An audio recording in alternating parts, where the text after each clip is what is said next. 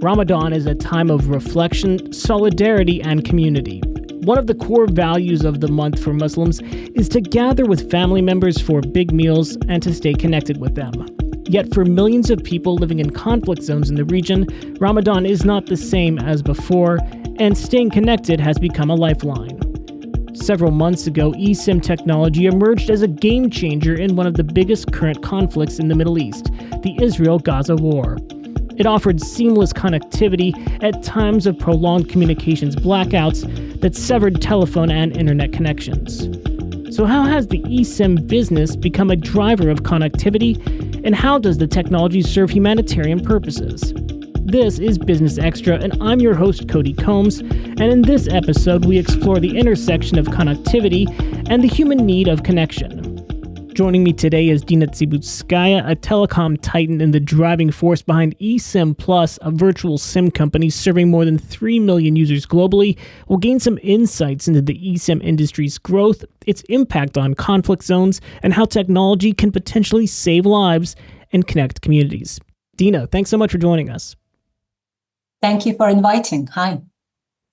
Can you share with us some of the story behind the founding of eSIM Plus and what motivated you to transition from the telecom industry to leading a virtual SIM company? Well, that's a very interesting story for me personally. First of all, the company emerged together with the technology. When Apple first announced that they will be moving towards eSIM, it was quite a shocker for telco industry at that point. And very few people actually believed that that would be a success. However, already in the telecom industry, everyone was sort of, ill at ease with that because eSIM is a thing which actually increases competition in telecom. And that's one thing. And the other one is that it gives much more freedom to people and consumers, which is, something in the telecom market, which is already pretty well established, something which is, makes a lot of big players a bit uncomfortable. So at the very beginning, the industry was not really, not clear about how they will treat eSIM as a potential technology availability, and whether it can rather hurt or help industry and the consumers. And because of that, there were two things which were driving the business at the beginning. The first one was that eSIM was mostly first penetrating in what is still called IoT. This is all the devices which are what is called machine to machine. So they are talking just to, sending small signals from different trackers, meters, etc. And that was the first wave to come. But Apple was really, really keen on driving this change. And I have to admit, they did change the market. So when eSIM Plus company appeared, it actually appeared together with the technology. And the main challenge for the company at that point was to make it actually understood by people. What is this whole thing about? Why are you offering this? What is that? What is now very different from this 4 years ago is that awareness of users about eSIM is much, much higher in the world, and its penetration is by far higher. So currently we already have almost 200 various models of devices around the globe, which are eSIM supporting. So people can buy it and immediately have it as a technology in their device. And for us at the company, it's very natural now to say, look, guys, you have it in your device. Why not use it in the way it can most benefit you? What could you do? You can, for example, turn your eSIM device into multiple SIM device and immediately having global connectivity available in your device the moment you have it. So that's what was, taking us and, driving us and motivating us to actually promote this opportunity and this business. And this is also the reason why I switched from a traditional telco, which is very national, which is, very limited in this regard to this global player, the future player, which, is looking very bright when, assessing its chances by 2030. So forgive me for grossly oversimplifying this, but the basic question would be the tried and true SIM cards that we all grew accustomed to, that we all had to deal with whenever we landed at a new airport. We had to, take them out of the phone. You had to go to the store. You had to waste 2 hours, stand in lines, get these new cards, put it in the phone. It worked. Are these things finally on the way out? Are they dead? Is that, pronouncement premature? What say you on that? It's depending on the device you have. It's absolutely today already. The only small limitation is that the devices currently, which allows you to have it, are a bit in the higher end in terms of prices, devices themselves. So what now the whole industry is looking at, and what we as a company are also urging producers to do, is to lower the cost of the device with eSIM in it. So, and obviously now it's getting very, very normal. Like if you would remember some time ago, everybody was saying, 5G device, it's something so very special, you have to pay a huge premium. Now this is just 5G supporting device, a very normal one. The same is with eSIM. So 2 years ago, it was a very premium thing, and this was the only limiting factor for a customer to, to still have to deal with all this physical world, going, buying this physical SIM, putting it in, putting it out, losing it at some point, then, trying to restore it, or thinking, how to pay monthly fees to keep it live, etc., etc. So all of it is now past for those who have eSIM supporting device, and the number of these devices is growing 200% year over year.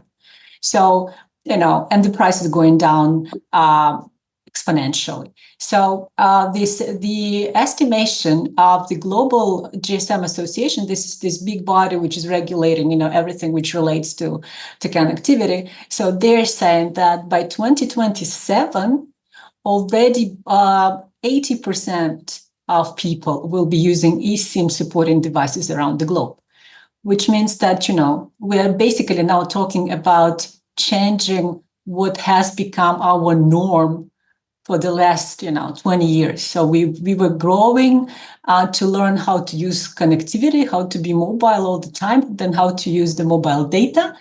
And now we will be all learning this new thing where fully digital connectivity, fully digital journey, you have it in any point of the world. Wherever you have your internet connection for 15 minutes, you have your SIM already connected. That's the beauty of it. And how do you see the role of eSIMs in times of conflict? We keep hearing over and over again how it's being used in Gaza and occasionally Ukraine. Well, in reality, what's the value of eSIM versus, let's say, traditional telco? The beauty of eSIM technology and eSIM providers like ours, which is also very important, is that we are simultaneously working with all the available providers at that geography. So is it several regular telcos with, base stations and signals, etc., or is it satellite providers which can be active at that point in time, or even decentralized networks? When people are providing each other access to internet, if they have it in one point, they can provide it to people in the other one. So we are the layer which is additional to that, and we are connecting all that. So what would be happening in any situation of any crisis? Usually, very rarely, that all the infrastructures die at the same time. Usually this is the situation when, one infra is still available, the others are hit or something like that by, it can be an earthquake, flood, or conflict, doesn't matter. Infrastructure is always vulnerable to, to big crises like that. So what we are doing as an eSIM, we are immediately looking at who is still having coverage, what provider is still on, and connect to that. So that's one thing. The other one is how it is important that we fully eliminate physical distribution of SIMs. Meaning, for example, for whatever reason, the shops are closed. Yeah. can be, by the way, even simply another COVID pandemic for that matter, or on conflicts or whatever. And traditionally, you would have to go to a store and, to look for it, or wait that somebody is actually delivering you this physical SIM card. With eSIM, you really need to connect to internet for 15 minutes max to already have a new SIM card on your phone. So that's a totally different change, of distribution and of your chance to be connected. So should you lose your phone, should you lose your SIM card in your phone, no big problem. You have this opportunity immediately almost. Can you elaborate on the specific trends you've observed in the GCC region regarding eSIM adoption and the usage patterns among consumers in the region? Well, that's a very interesting region for anything which is modern, which is technologically advanced, and we are very happy to be present here. This is one of our fastest growing markets among all the other countries. And we believe there are a couple of reasons for it. One is that the region has become a really extremely attractive for people who can, who are thinking, who we would call digital nomads, right? So people who are very technologically savvy, who are traveling a lot, who are looking for good conditions for employment or for tax conditions, etc. So they're using the regulation in these countries to the absolute most. And that's, we see people coming really, really in big numbers. And these are people who are global in their, worldview, if you want. So they do need global connectivity, and they do need to be physical in this region. So this is a perfect match. And they come and they're very active. Another thing is that because it's a full digital product, it is also very popular with people who are, crypto native. So those who are also advanced enough, to use crypto payments, blockchain technology, and we are servicing these people best. So we also see huge share of people, up to 60%, especially in this region, who are doing payments in crypto just because it's very convenient to them. This is exactly where we are providing utility services now being paid in crypto. And that's a very perfect link for them. So we see it very much in this region in particular. You touched on this briefly, but some of the more traditional carriers for years were a little bit opposed to this whole idea because they thought, they would shed people that were already in their ecosystem. How did they eventually come on board, or were their hands sort of forced on board? I think that though, of course, traditional telcos are a bit conservative, generally speaking, but still, there are some technologies which you simply cannot fight against. Yeah? So these are exactly those. People need it so much, then it was the choice for the big telcos. Either you sort of befriend these digital providers, and then together we serve the customers, or you try to fight them in whatever way, regulation, some limitations, you name it. And then you will just face the same problem, which, for example, telcos faced when Skype came their way, many, many years ago. Telcos were still trying, to pretend that this service doesn't exist, that they can somehow, stand against it. Eventually, it was a losing situation for telcos. So I have to say that probably telcos were forced into this cooperation. But now, because the consumer is what matters for all of us, and we want people to enjoy the service that they're using, now all the parties are negotiating, are collaborating so that, this global connectivity, which is such a need for people already. We need to be connected all the time. We are constantly online. So we must, I really use this word must, provide connectivity for people. And if we have the way to do it now with eSIM, with digital journeys, with people like us going this extra layer and connecting different infrastructures, then why to oppose it? Rather let's cooperate and build it as the new, better world. What are some of the unique opportunities and challenges that eSIM Plus has encountered in serving over 3 million users globally? Because that's no easy task. How do you envision overcoming those challenges in the future? There are some obvious challenges because for any company which is working in many countries at the same time, though we are a global world, we still have peculiarities in behavior and perceiving, how the world works and what is valuable, what is not. But what we have to say is that the level of technological advancement, which we as a humanity have now, is so huge that it makes real global service possible. So there is an automated translation with AI. There is customer service, which is also helped by various digital solutions, so that people don't have to wait, so that people don't have to, call some call center, which is located somewhere in India and things like that. So everything is now digitalized. Everything now is supported by artificial intelligence to make it fast, understandable, customer friendly. So that's part which traditionally would be one of the most challenging is now taken care of. The other thing is that sometimes, as we were just discussing, sometimes local telecommunication companies are still indecisive of how to behave towards companies like us. Sometimes it's regulators who are still, have their question marks about, how to treat it. But frankly, we do see that the situation is changing, and it's more and more obvious for everybody that, that's something that will last. That's the future, and it's rather better, to build it together rather than trying, to stop this moving forward. One thing which was also obvious challenge is the purchasing power in different regions, in different countries. As I said, devices are not cheap yet, so it didn't penetrate to the level of mid to low device segment. And that's obviously the biggest volume worldwide. And that is why, by the way, we are now also in negotiations with, let's call it no-name device producers to have it as a common move and help people, in a more economically challenged situation to also enjoy this benefit.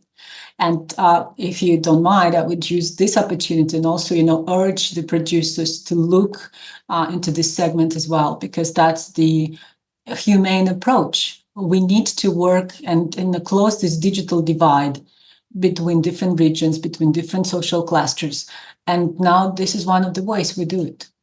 How does eSIM Plus address potential security and privacy concerns that might be associated with virtual SIM technology, especially in an age of increased and increasing cybersecurity threats?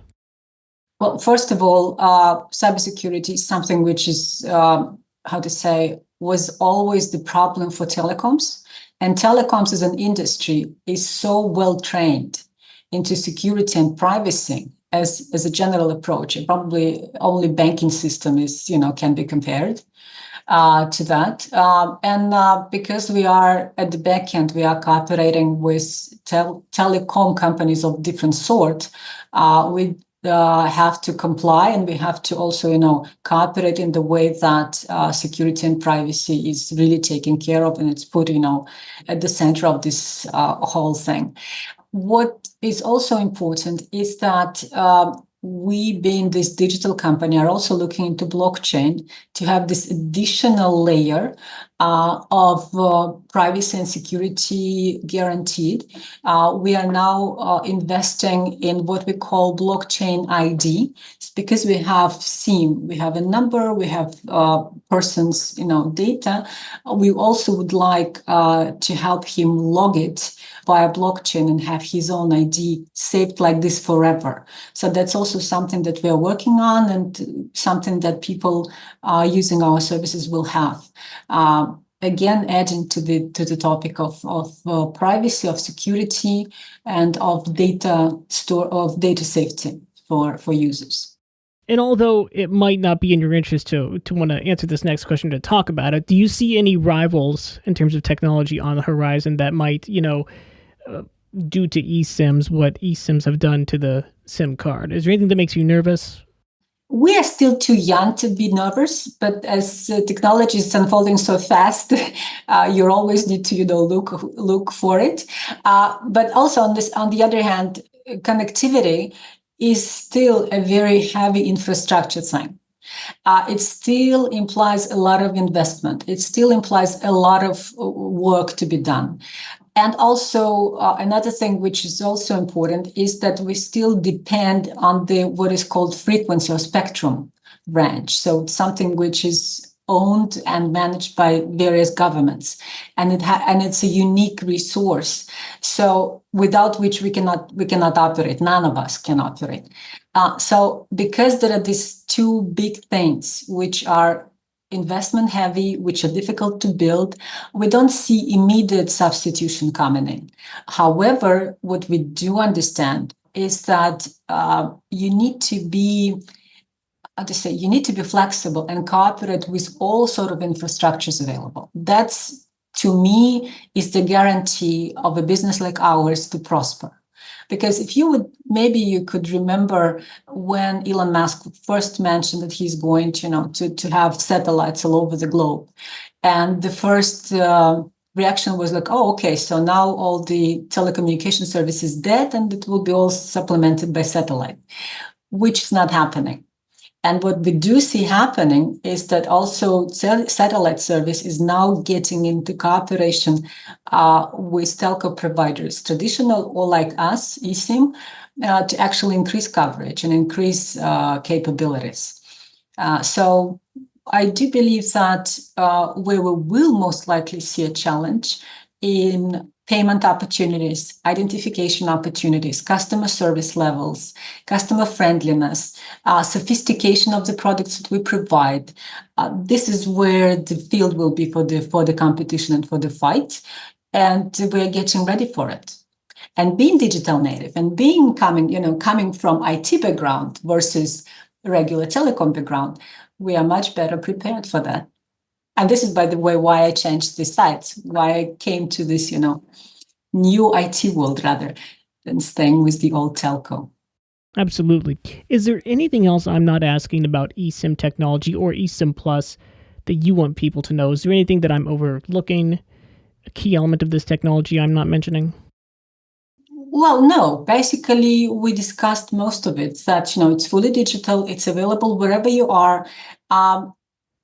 Something which probably I would like to mention is counterintuitive for us already being trained into telco services, is that in reality, you can use these virtual numbers, virtual data in any country.